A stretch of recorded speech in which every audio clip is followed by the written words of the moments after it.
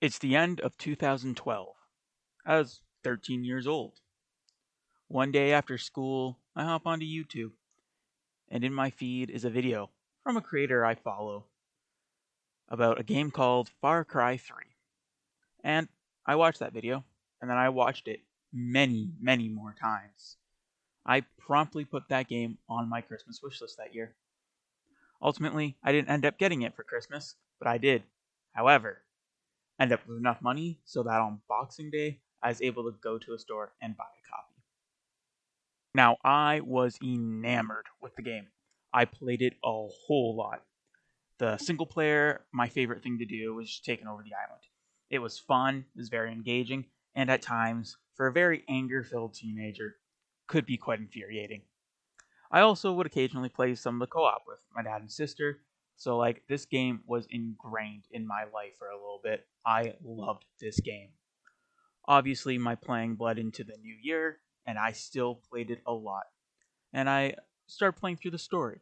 I never ended up beating that first save file, however, as truth be told, I'm not a big fan of first person shooters, so I really did not have the kind of experience needed to play through the whole one just yet. Also, AI Sam in the end of the game, bit of a dick in some missions, has to be said. However, I may have not have beaten the game, but I did what mattered. I beat the storyline with Boss. I know it's been said time and time again, but Boss is one of the greatest villains in gaming. His performance is incredible, his character amazing, and backed by an insanely good story.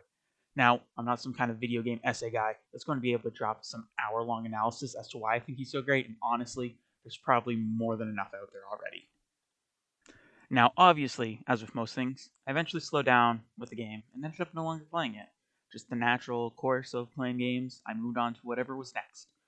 The end of 2014 draws near, and I just happened to rewatch the video that introduced me to the game.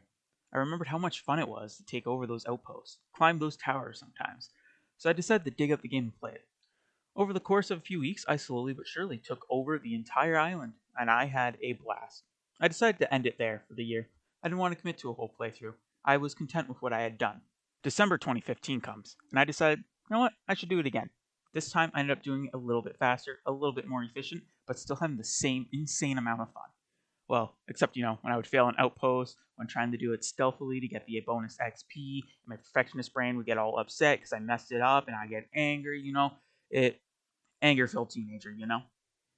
By this point, it ended up being kind of settled in my brain. December means I take over the first island in Far Cry 3. Each year I get faster, and occasionally I up the difficulty.